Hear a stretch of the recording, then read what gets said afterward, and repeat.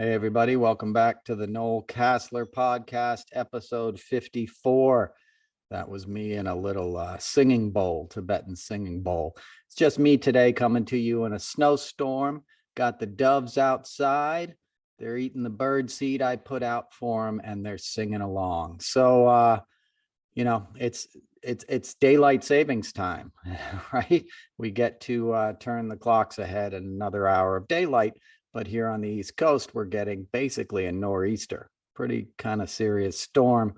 And we're used to that because the winters are long these days. And I'm not complaining because I'm in a country that doesn't have bombs being dropped on me at the moment, and it's been a hard week. And I appreciate all the feedback and all the people listening to the show. I'm glad you enjoyed my friend Kat. I'm going to have her back real soon. And, let's get into it. A lot of people are starting to talk on Twitter, thankfully, about the connections between Trump and Putin, and all these dictators around the world that were, the people that he and the Republican Party were courting as soon as he came on the political landscape. If you remember in 2015, it sort of seemed like a lark and a joke. He would show up at these debates and he'd make fun of the other Republicans or the moderators. And people were like, oh my God, I can't believe this is happening. That clown from TV, is insulting people on a political stage, during a debate. And we hadn't really seen that before. We've had politicians that didn't necessarily have the people's best interest at heart, to put it mildly, right? But they all spoke as gentlemen. There was a certain decorum and civility in politics that Trump just came along and was like, no, because he's an ignorant fool. He's got the IQ of like, a developmentally challenged human. Trump couldn't read as a kid and his family hid it from the world. That's why you've never seen any of his grades. That's why they had to pay people, to take his tests.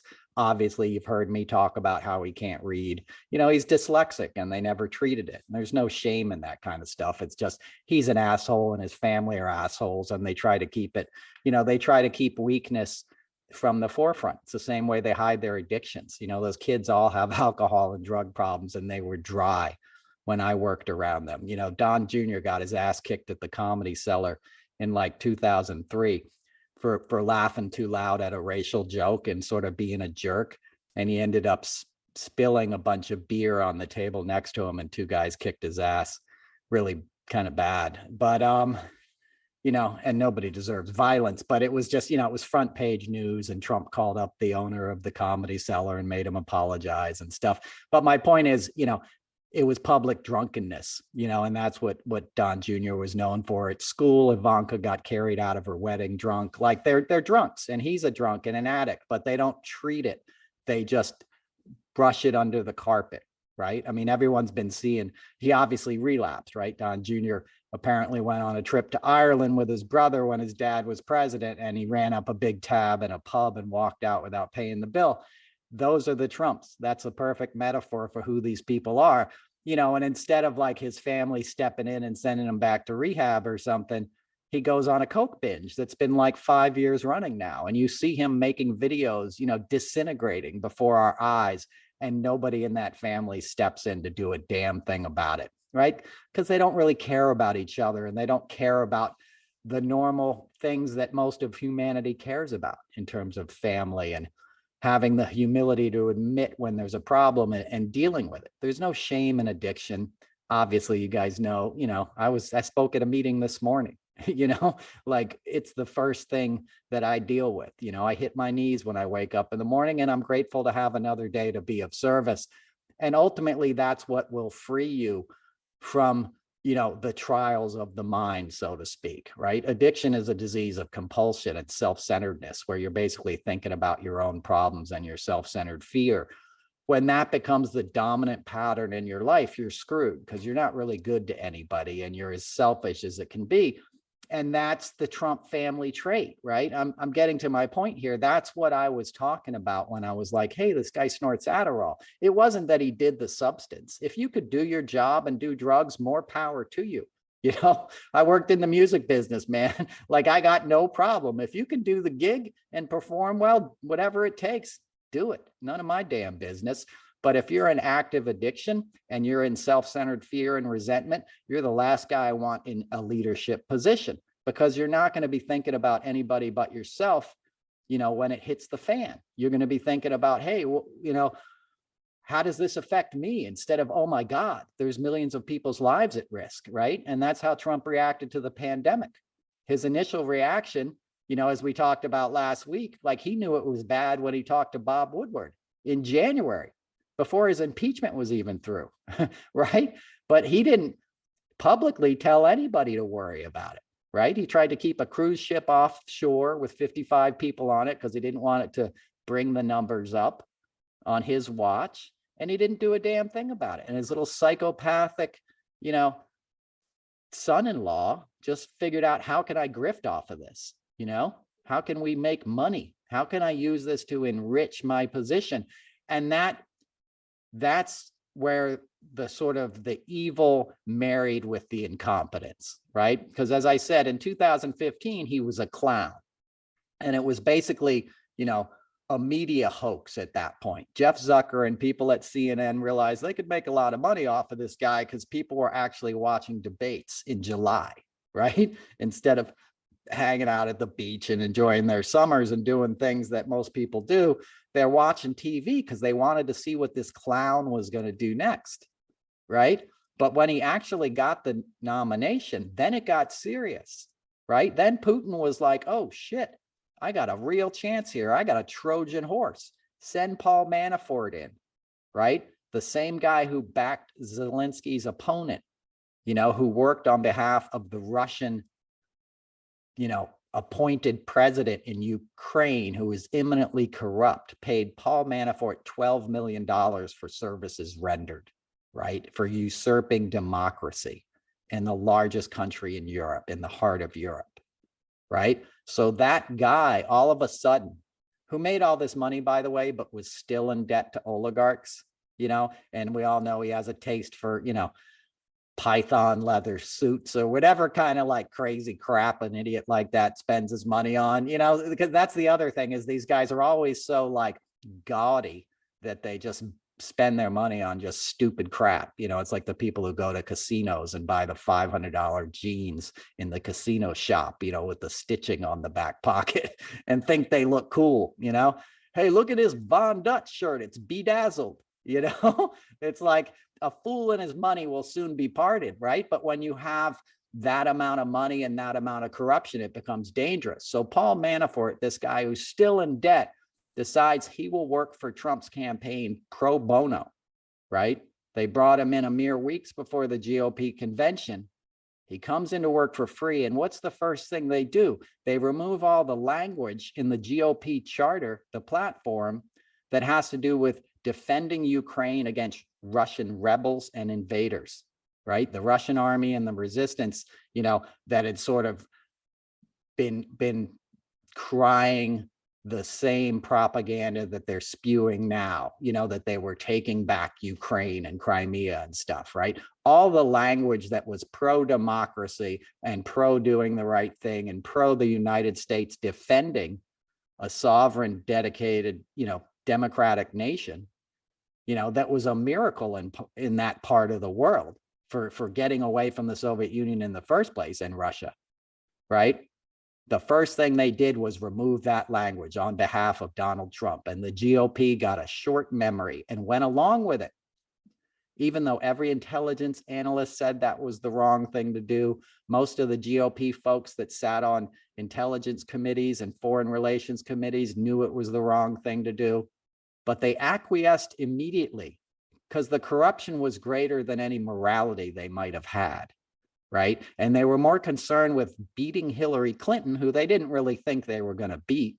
And they knew if they beat her, they'd be in trouble. And Putin certainly knew he would be in trouble if Hillary Clinton became president, because she didn't go easy on him, right? He feared her. Trump he had in his back pocket. Trump was a clown who would write him fan letters. Do you know what happens when you write a fan letter to somebody like Putin?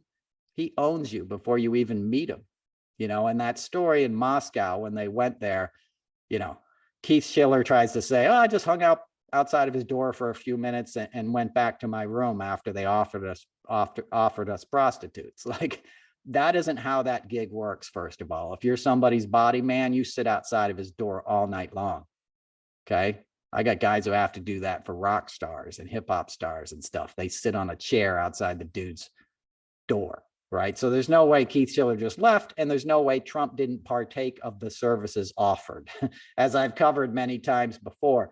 But the point I'm making is there was already compromise in place. Trump was already a willing supplicant to authoritarianism and a fanboy of dictators. Right. And his whole world was always that toxic masculinity stuff. As I said, you know, they'd have bikers, you know, and Chuck Zito and all these tough guys. You know, Keith Schiller's a tough guy. He was an NYPD rammer before he was Trump's security guard. His job was to knock down the doors when they did drug raids up in the Bronx. He would knock down the door with a big steel pole when the guys would go in and, you know, shoot the drug dealers and take all the kilos. And that guy, in doing that job, somehow decided he needed to work for Donald Trump. You know, my theory is a little product got confiscated that might not have been had Trump had somebody on the inside, because there was a lot of cocaine being sold in Trump Tower. And that's not hyperbole. That's a fact. You know, you've heard me talk about his pilot before, it got busted, his helicopter pilot, for running a bunch of keys up to Ohio. And then he got his court case transferred to Trump's sister's district in North Jersey and basically got off with a slap on the wrist. I think 13 months in Danbury, got out of prison, and immediately got a condo in Trump Tower and went back in business. Okay. And this is all years before Keith Schiller came on the scene. But Keith Schiller came up to Trump because he saw him one day in court, because Trump, of course, was involved in 4,000 lawsuits before he became president, which would have been a red flag in any normal society, right? But Keith Schiller walked up to him and said, you need to hire me. I need to work for you. You know, and Trump took him on a part-time basis and saw that Keith was in fact correct. And then Keith retired from the NYPD as a sergeant, I believe, and became Trump's, you know, full-time enforcer. And that's also the guy who delivered the letter to fire Jim Comey. And then obviously the special prosecutor was assigned. And the first thing Trump did in that moment was send Keith Schiller out of DC. He brought Keith Schiller to DC with him. Keith Schiller would stand outside the Oval Office, and you didn't get to Trump unless you got past Keith, right? Trump needed Keith, but he knew once there was an independent, you know, investigation, once Mueller came on the scene, the first thing he did was send Keith Schiller out of DC. Get out of here. And the RNC gave him a $15,000 a month stipend to keep quiet as a security consultant. And you've never heard from him again. You know, and that's the guy who knows where the bodies are buried. He knows all the victims that got paid off that Trump, you know, attacked because he's a sexual predator, which was also no secret in New York City. But my point is, you don't think Putin knows all of this stuff? You don't think he had this all sewed up neatly in a ball? And he did. That's why Trump went along with him every chance he got. And when he got busted for it, right, for the call with Zelensky, and you had an impeachment hearing, and you had Ambassador Taylor, Bill Taylor, up there on Capitol Hill saying some real damning stuff about Trump's actions in Ukraine, not just his call, but remember when he fired Marie Abramovich. I'm terrible with these kind of names. You know who I'm talking about. You know, when you heard the tape of him sitting around his restaurant in the hotel in DC of Trump, and he's like, get rid of her. You know, just do it. Get rid of her. That's mob boss Trump. He knows what he's doing. And she had to get a call from a colleague saying your life is in danger, right? An American ambassador's life was in danger because the president was on to the fact that she was investigating corruption, and that was going to hurt his political chances in the upcoming election. So her life was threatened, and she had to flee a country, a career, you know, foreign affairs person. You don't just pick those kind of people up. You know, they don't just get out of college and have those skills. Those skills are something we invest in as a nation, right? You know, that's squandering our capital, our human capital and our intellectual capital and experience. And how much better would the situation be in Ukraine if that woman had stayed on her job, right? This all goes to the destabilization and attack on that country that Trump enabled, right? So Bill Taylor testifies, it's damning to Trump, and Trump freaks out. And what does he do? He yells at all his little stooges in the GOP that they're not fighting hard enough for him. They're not protecting him. So the very next day, as Schiff is having a committee hearing in the SCIF with a Pentagon official about Ukraine policy, and it's so sensitive and top secret and classified, it needs to be in the SCIF, which is a room in the basement of the Capitol where, you know, there's no electronic devices allowed and nobody can eavesdrop. And, you know, it's where you say stuff you don't want anybody else to hear, right? So as Schiff is having that hearing, Lenny and Squiggy, right? Matt Gaetz and little Jim Jordan and Steve Scalise and Steve King and a couple other dudes storm the SCIF, and they go into the room with their cell phones and start making calls and breaching the security. And then they order a freaking pizza like they're Jeff Spicoli and sit there and eat it like it's a joke. Matt Gaetz, a sexual predator coke hound, right? And of course, Schiff has to cancel the thing, you know? They're disrupting the process of government and investigating corruption in a country that now 2 years later is being leveled day and night by a brutal dictator that Trump was kissing his ass from day one. Think about that. And think about those agents of chaos, those GOP men that stormed that SCIF. You know, one of them, Matt Gaetz, is under investigation. If he was a black guy, he would have been in jail about 8 months ago. Let's be honest. Okay, but he's a white boy. His dad was one-time president of the Florida Senate, state Senate. He's a rich guy, well-connected.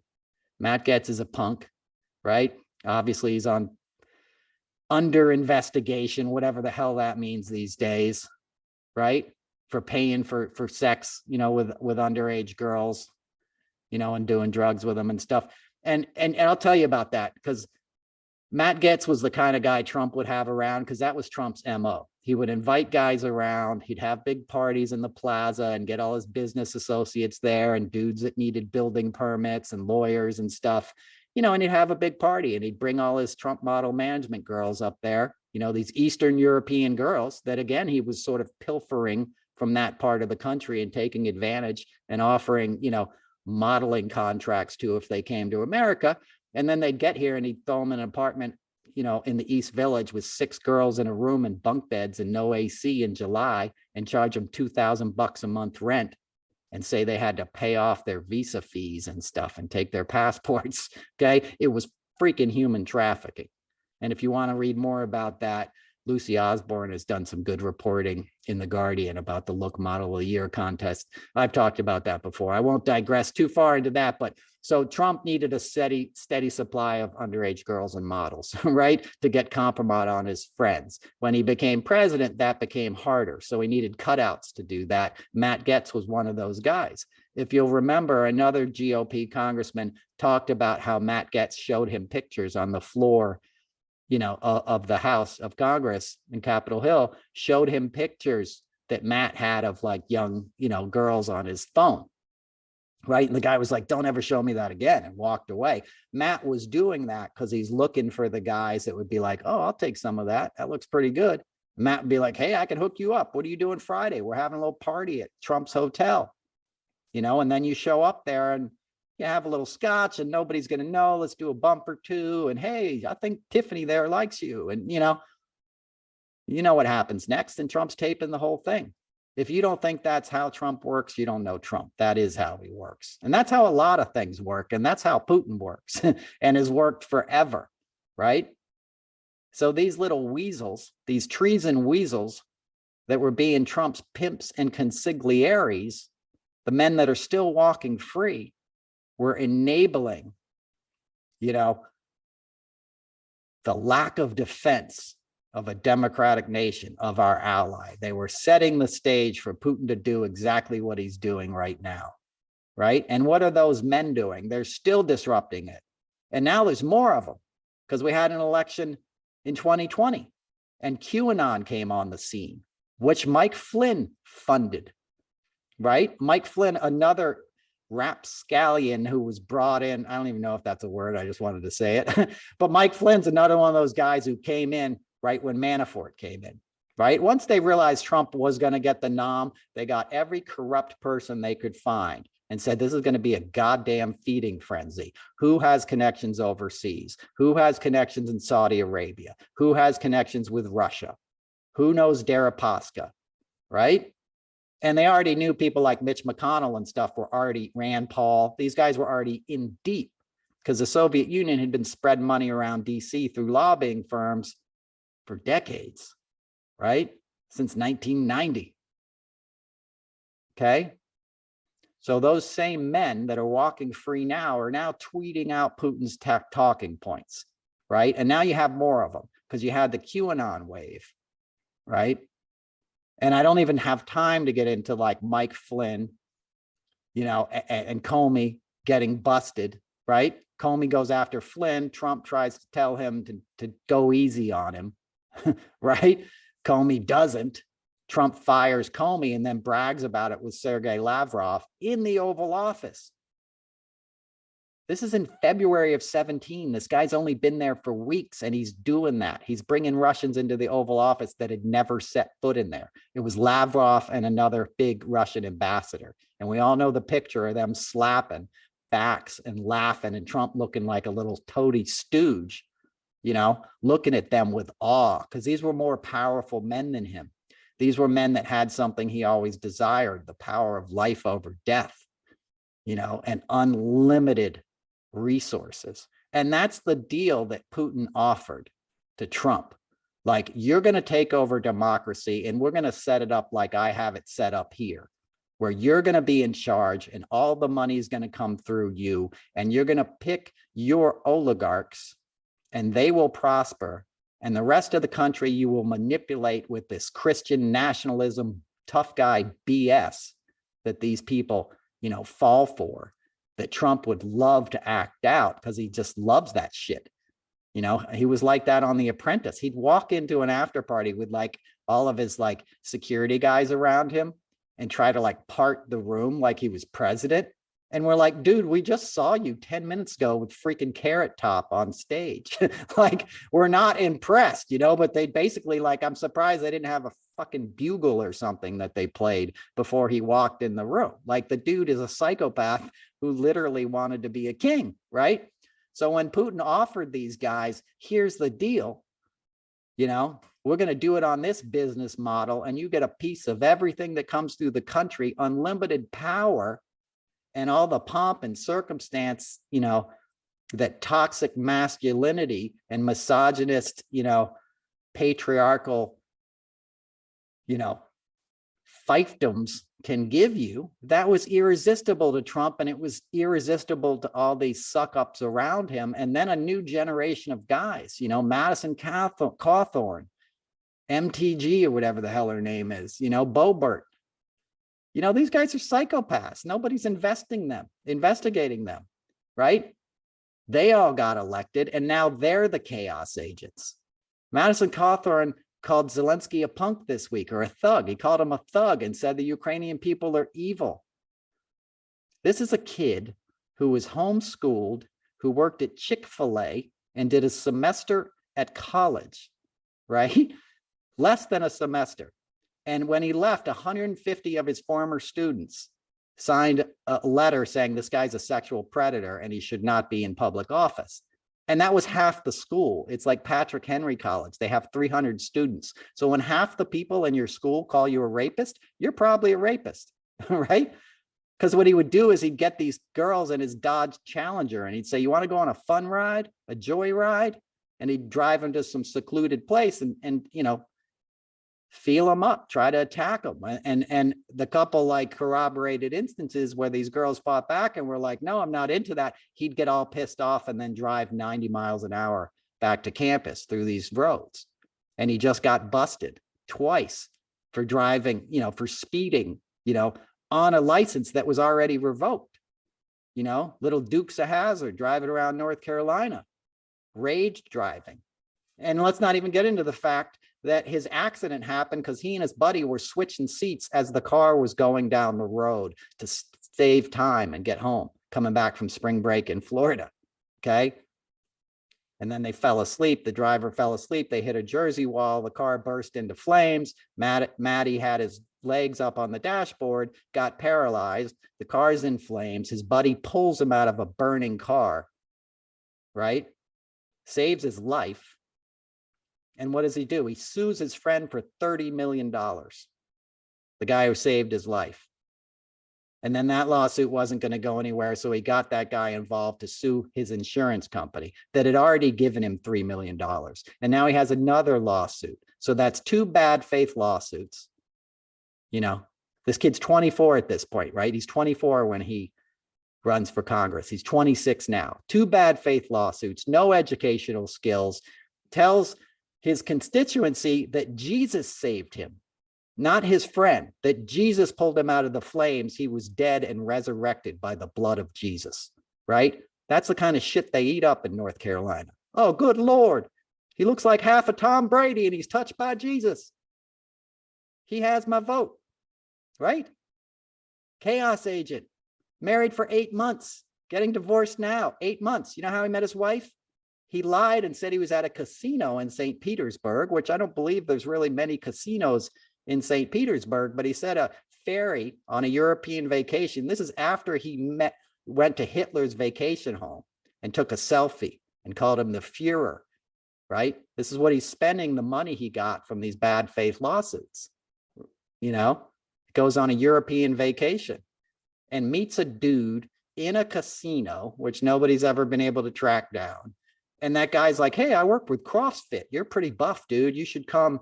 We're doing a semester, a seminar in Miami. You should come to CrossFit Miami. Madison shows up there, right?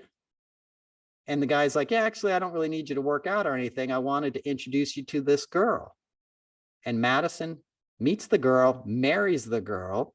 They spend 8 months together and now are getting, divorced for irreconcilable differences.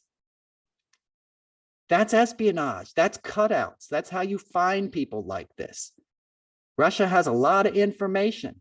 They know a little jackweasel in Redneckistan hill country of North Carolina who has a story like that, and looks like Aryan youth that you I'll just stop.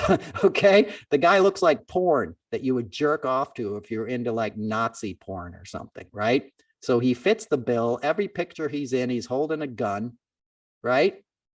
It's just MAGA 101, right? But he's dangerous. It's not a joke. And I'm leaving out all the Mark Meadows connections. Mark Meadows is the guy who really handed him career, signed off on his college recommendation letter, gave him a sort of like internship, which apparently was nothing, but it allowed Madison to say he had worked on Capitol Hill and all this kind of stuff. Mark Meadows is in deep with all that stuff. Mark Meadows is one of these guys I'm talking about who helped Trump, work on behalf of Putin. And let's not also mention when Mark Meadows was White House chief of staff, he knew that Trump had tested positive for COVID and he let him go into the first debate with Biden anyway, as did Trump's family. That's freaking biological warfare, right? He knows he's debating a guy who's, 79 years old or whatever, who's standing 10 feet away from him. He knows he's got a deadly virus and he carries it into the room without a mask, and his family does the same thing. Mark Meadows knew all about that. Didn't step up and do it. And by the way, Mark Meadows, they found out, is registered at a trailer he's never been to in North Carolina. That's where his voter registration is, right? But it's like the rules don't apply and people don't have the strength to follow all the details. And you have to look at the big picture here because it all weaves together and it all weaves into a basket that turns into a trap. And they put the lid on it and you're a snake inside of a basket and you have no power. You're just coiled up in fear. And that's what they want because they can control you. You're portable at that point. You're defanged. And that's what they're essentially doing. They're defanging democracy through these cutouts, through people like Tucker Carlson. Tucker Carlson is on Russian propaganda TV every night. They play his clips, his well-produced clips. Okay, those things are shot in a studio. It costs millions of dollars to produce that kind of content with the chyrons and with the sound and with the visuals. It makes it look legit. And it's a product that's purveyed by a billionaire, Rupert Murdoch, who does not have America's best interest at heart.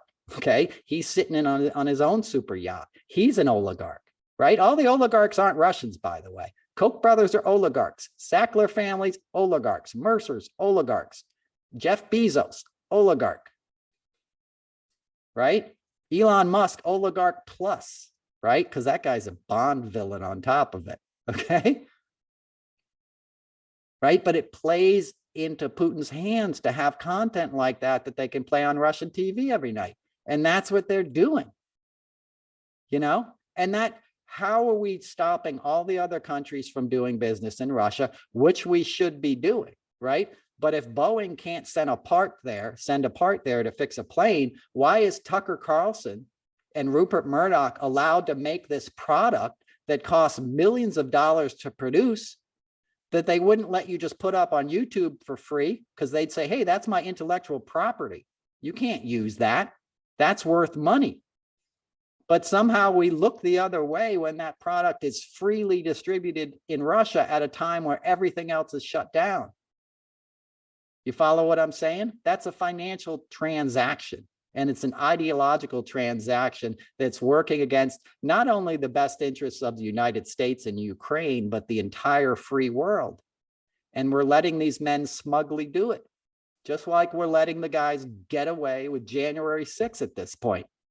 And I don't want to get into that debate that everybody's like, oh, just, you know, there's some positive signs this week. You know, Merrick Garland gave an interview, and, you know, basically people smarter than me say it sounds like they're going after Trump, and God bless them if they are, and please do. But please understand, time is not on our side, which is like, if I preach anything, that's what it's been this whole time, because here we are. This is what I was talking about. I always feared Trump would start World War III, and I believe he did. It just started late, right? It started a year after he left office, but it's the same effect, you know, and we're not, I'm just talking about the political stuff and the stuff that gets me angry, because that's something I can address. I can at least speak out on Twitter. You know, I can try to make some comedic satire about very serious points that I want people to not forget about and think about, right? But otherwise, I feel powerless like the rest of you guys do. You know, these images are beyond haunting. It's like living through World War II. It's like, you know, we've all seen these images our whole lives, and you always tell yourself, man, if I was there, I would have done whatever I could to stop it. And now it's happening, you know, and we're doing a lot, but we're not stopping it, right? And we have to watch, you know, watching elderly people traverse blown up bridges in the snow, carrying their possessions and their pet in their hands, makes you weep. It's cruelty on a scale that I've never seen in my lifetime. Human suffering. You know, they bombed a maternity ward this week. We all saw that. That's sick stuff. And that's the kind of stuff that Putin gets off on. And that's the kind of stuff that Trump gets off on. Trump is a fucking sadist. I don't say that lightly. I'm not going to get into all that, but go read the 13-year-old girl's account of what happened at Jeffrey Epstein's house with Trump, and you'll get an idea who he is. And that was the MO on Trump that people knew about, especially Putin. So when people talk about pee, it's not pee, it's blood. Okay. Trump's a sick MF. Okay. So he doesn't care. The GOP doesn't care. They're not weeping for these elderly people that are getting bombed, and these young people that are having their futures destroyed, and these beautiful, beautiful historic cities that are being razed. I mean, God forbid they start bombing Odessa this week. I don't know if many of you have ever seen Odessa. I mean, that's a world treasure. As everything in the world is a treasure. Every human being, every flower, every plant, every animal has equal value, right? But our system has been thwarted and corrupted by so much greed and so much money that sometimes you have to stand around when evil happens because you're like, well, we can't start World War III. We're kind of in World War III, you know? World War III might have started when Trump got elected. You know, Putin's not going to stop in Ukraine if we don't stop him now. You know, we learned after Columbine, where they sat outside because they didn't know what to do, and the kids continued killing inside, that we'll never do that again. We'll run in and we stop the active shooter. That changed the whole game and how law enforcement approached active shooters, because it was too high a cost to pay knowing these children were slaughtered. So now the first people who show up run in, guns a-blazing, you know? That's what we needed to do here. You know, Putin's kind of calling our bluff. And I'm not taking the matter of nuclear war lightly, okay? But they got like 3 or 4 reactors. 2 of them are offline now to the power grid. What happens when those cooling units don't have electricity and the freaking spent rods that are full of radiation melt down their surroundings and leak into the atmosphere, in the ground, in the forest? What happens when they light the forest on fire around Chernobyl and all that radioactive smoke starts blowing east or blowing west? Right? We're already in a terrible situation. We're in one of those hostage situations, you know, where you need the sniper to show up and take Putin out, because it's not going to stop until that madman is stopped. And one thing we can do, right? If we can't close the skies and we can't directly confront Putin, we can confront the people in this country that are making it easier for him to do their job. It's not a matter of free speech. Free speech has its limitations. And when you start dropping bombs on babies and you're enabling that, it's time to shut up. So we can stop these people. We can't just accept it, and we can't just share it and share the outrage on social media. I know we have to do that. You know, I'm not saying that's a bad thing. We all do that, me more than anybody, right? I've been on Twitter 14 hours a day since this thing started. And it wasn't like I was a light smoker, so to speak, beforehand. You know, I'm a 2-pack a day man, you know, and now I'm, you know, I don't really smoke anymore, folks. That was a metaphor for Twitter, but it's an addiction. It's the same type of thing, because you get a little bump off it. You get a little hit off it, you know, but just sharing in the misery without talking about what we need to do is not getting the whole picture. So we need to get the whole picture here. And I'm happy that smart people are speaking out. David Rothkopf has followed me for a long time, as I've followed him.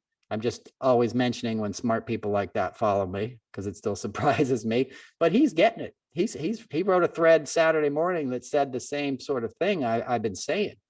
You know, you got to look at these connections. I know people get burnt out on all of what went down. And I know that Trump was able to obfuscate Russia is a hoax. It's a hoax. And Bill Barr helped him more than anybody, who's got a #6 bestseller on Amazon now, thanks to NBC, ABC, CNN et al., that just gave him free press all week and didn't challenge him when they lied to their face. I'll do a whole episode on Bill Barr sometime, because that dude is a scumbag's scumbag, okay? He got Elliot Abrams off for the massacre at El Mozote. If people don't know what that is, look it up. I've given you enough darkness in this episode, but look it up. You see what kind of men these are. They only care about their own avarice, their own venality, right? And they couch it in these religious terms. Bill Barr's Opus Dei, right?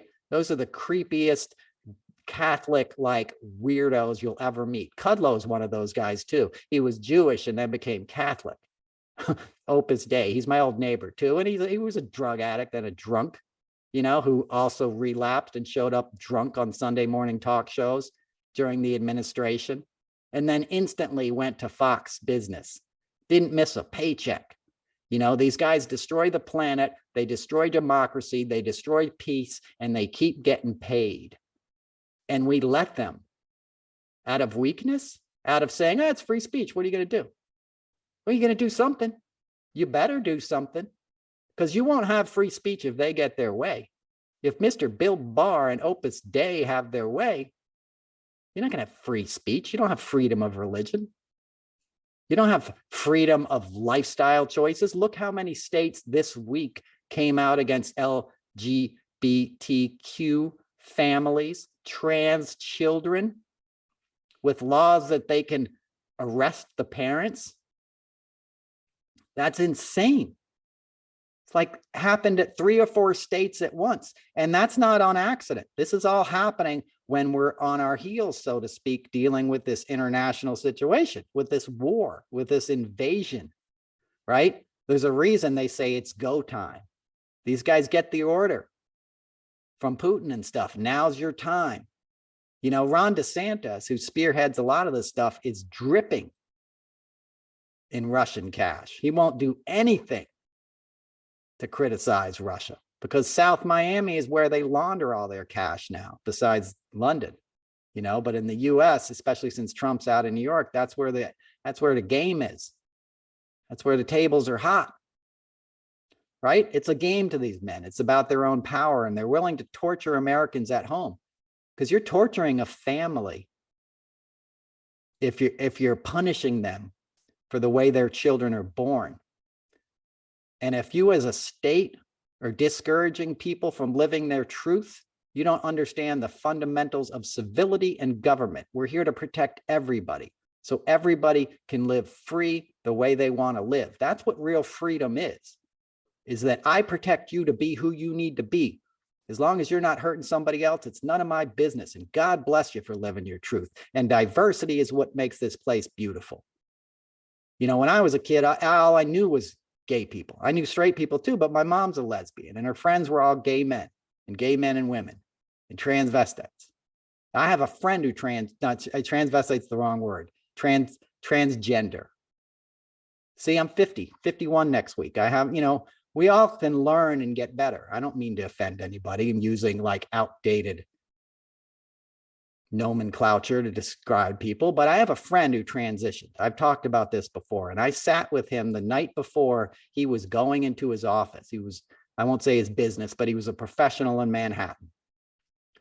Okay. And he'd worked at the same firm for like 20 years as a man. And he was going in, you know, after a year of this process that I saw, you know, I saw him go through these stages of accepting who he was and finding the courage to bring that truth into the light a little more and a little more. It's a beautiful thing to watch. It's a privilege to be a part of as a human being. If somebody trusts you enough to share that journey, it's a wonderful thing to hold up in somebody's life and help elevate. It'll make you richer. It'll make you deeper. It'll make your heart big. It'll make your ability to love and understand and feel empathy for other human beings expand. And that's what we want to do. We're here for expansiveness. You have one job. You're here to love and be present and not harm anything. Right? So I saw my friend. I sat with him the night before he had to go into his office where he'd walked in every day for 20 years as a man. He took a leave and transitioned, and he was going to walk in there that next morning who he really was, who he was deciding he was. That was courage like I'd never seen. That, you know, that took balls. Sorry. I'm still a comedian. Sorry. But you know what I'm saying? That was gutsy, man. It was badass. Why do you not want that? Why do you not want diversity in Texas? You know, it's already there. Like, why you don't think there's gay people in Texas? I know some awesome gay hangouts in Houston, Austin. My first sponsor's a gay man, saved my life. You know, like, it's 2022. Why are we letting these people try to drag us into the dark ages? I thought we got past that crap, right? But it's these culture wars. It's a way to keep their base distracted, right? Because they've already brainwashed them with Fox News, right? And mega churches, and the idea that Jesus would be walking around with an AR-15 shooting immigrants. you know, out of his giant pickup truck, right? They've already sort of like prepped the crowd for the next level of this con. And it's these draconian laws, you know, and it's these little gin blisters like Lindsey Graham, who've never had the courage to live their own truth, you know, come out drunk on Fox News every night and spew hatred, you know. Bill Barr, dude's dad was a child molester, man, hired Jeffrey Epstein to teach at Dalton, even though he didn't have a college degree. Okay. Like these are not people without their own skeletons in their closets, right? But they want to tell other people how to live so they can keep control and power over them and deliver that power to the same sort of like corrupt white patriarchy that's been in charge for too long, that screwed everything up. You know, and Putin is like white guy, right? Nationalist, Christian, you know, nationalism in Russia. You think if Putin was Middle Eastern, you know, or like an African warlord or something, we would have the same reticence to do anything about it? Do you think if it was Iran in the same situation, we'd be like, yeah, we're absolutely never going to attack them or engage them, right? You think we would be that way? Or do you think we're going a little more easy because Putin is, like it or not, the established leader of a country that we get oil from, that generates a lot of cash that gets spent in law firms, you know, and on real estate and on services and on yachts and diamonds and all kinds of blingy crap that we sell, right? Madison Avenue exists for Russian oligarchs' daughters now and the Kardashians, right? Nobody else is buying that crap. You go out to the Hamptons now, it's Bulgar, you know, it's I can't think of the name, all these designers, but it's like Eurotrashville. And I know that's an offensive term. I'm sorry. It's just like, I mean it like the, you know, the Hamptons have changed, you know, all this wealth that's in these 1%ers. And it's not like the Hamptons was ever not a wealthy person's playground, but it's this next level. You know, it's like who wants the $4,000 handbag when they're on vacation? Nantucket is like that now. You know, these places that were once sort of old conservative wealth have gone for this gaudy super yacht, you know, Birkin bag, you know, just blingy crap, right? So Putin, you know, funded a lot of that kind of stuff. He generated a lot of wealth that got spread around the world, right? If it was a country that was more insular, as I said, and didn't have a white guy running it, do you think he would be given the amount of deference that Putin is given?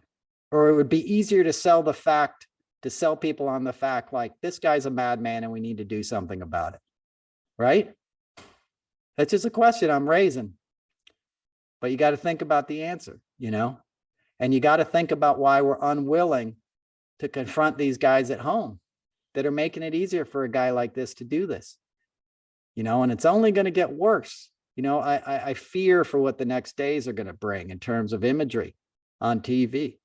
Not for myself, but I fear for the world and what that's going to do. You know, I think we're already past a point where we're going to regret some of the choices we've made. And I'm not saying I have the answers, and I'm not saying it's not miraculous what we have done, you know, because we have shut down Russia and their economy. And by the way, you know, that's a good thing because we got to do all we can to stop Putin and to get him to stop this attack and this invasion. But it's also another humanitarian thing that we haven't looked at yet, is what's going to happen to all these people in Russia, because they're not all bad guys that are in this. There's a lot of brainwashed people, but it's like this country. There's a lot of people showing a lot of bravery and protesting against this and standing up to him, and bravo to them. Let's not demonize all Russians. Okay. Some of the greatest art this world has ever seen came out of Russia. Some of the greatest literature. You know, I heard about a symphony that wasn't going to do Tchaikovsky because it's a Russian. What? Swan Lake is one of the most sublimely beautiful pieces of music you will ever hear in your life. If that doesn't bring tears to your eyes, That's humanity. That shows us what we are. Don't block out the good stuff because you're mad at the bad stuff. Okay. But we also need to think about what's going to happen to those people in Russia, because they're going to get desperate and they're going to get hungry and they're going to get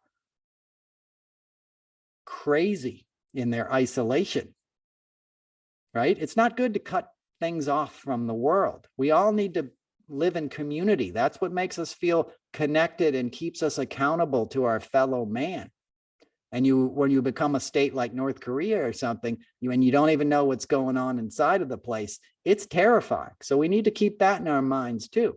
You know, what's going to happen to this massively huge nation when Putin declares martial law, right? And that's going to be another problem. So, you know, should we be considering that? Should we be intervening on behalf of the Russians themselves, who are heading down a perilous track that the world has not seen yet? We don't know what it looks like when you cut people off completely in a globalized society and economy. We haven't seen that before. You know, we're all in uncharted water here. Okay. And that's probably the best metaphor I could make. You know, if we had all just escaped a sinking ocean liner, right? And we're in a little lifeboat and we're like, thank God we lived through that. Let's go freaking row till we find an island, right? And a couple of guys kept trying to saw holes in the bottom of your lifeboat. You'd be like, what are you doing? You know, we just escaped a sinking ship. Why are you making it easier? That's what the GOP's doing. That's what they're doing when they attack Biden over gas prices and try to blame it on him. You know, that's a shamelessness we haven't seen before and a cynicism. And it's just frankly disgusting. But it's the same way they manipulate their base. God, guns, and gasoline. That's not your birthright. You shouldn't have been driving a car that gets 15 miles to the gallon anyway. You know, Europeans have been paying higher gas prices for decades. As I've said many times, we've been spoiled. It's not our right to get a $2 gallon of gas. It's destroying the planet. It's only been here for freaking a little over 100 years. You know, this planet's been around for millions, billions. You want to survive? Find another way to get to work. You know, ride a bicycle. All those European cities are gorgeous. And they're populated with people that ride bikes to work. Obviously, America, you know, we can't do that, but we set up America after World War II with a system of highways and roads and suburbs and thought it was this awesome thing because you were paying a nickel for a gallon of gas, you know, in a car that was 50 feet long and got 4 miles a gallon, right? It was a different world. You got to adapt. It's nice to ride a bike to work. It's nice to take public transportation. You know, when I toured over Japan, I was there with Crosby, Stills, and Nash. We took bullet trains. You get on a train in Tokyo, you're in Osaka in a couple of hours. You go 800 miles, you know, like crazy stuff that's badass and fun to participate on. And those trains are a trip because like when it pulls up, you got to get right in or it takes off. It only like stops for a second. It's not like Amtrak where the dudes walk up and down like all aboard, you know, and you get 10 minutes to kiss your wife goodbye. This is like get on. I think I threw Stephen Stills into one of the cars one time, you know, because those guys, it was like, you know, it's like herding cats sometimes, you know, but you get on this train and then you get out and you're in another city. Wouldn't it be great to do that? Wouldn't it be great to go do a gig in Chicago and get on a train and get there in 3 hours from New York? You know? So, and that's one of the challenges ahead of us. And the same people that are bitching about the gasoline were the same people that shut down the infrastructure bill. Manchin and these guys that are owned by American oligarchs, the Koch brothers, right? The guys who process petroleum and refine it, who built their fortune because their father did it for Stalin. Okay, that's where the Koch brothers empire started. Was their father taking technology he'd stolen from another scientist, how you break down the crude oil, and Russia has really crappy grade of crude oil, right? So it requires a process to like crack it. You know, I think that's a technical term, and like you can be refined and usable and sellable, right? But it's like it's crappy stuff. It's not like what comes out of the Permian Basin. You know, it's not the good stuff, right? It's dirt weed, as we would say, as stoners, you know. But that's where the guy learned his skills and his trade, you know. And then he came to the US, and then his sons got involved in the business. And then his sons saw, when Carter was president, that this country was leaning towards renewable energy, that Carter was like solar power, you know. We need to do this. And that's coincidentally when those guys got really involved in funding things like, you know, John Birch Society, you know, Federalist Society, right? All these think tanks started sprouting up. You know, they started funding speakers to go into college campuses and turn more people conservative.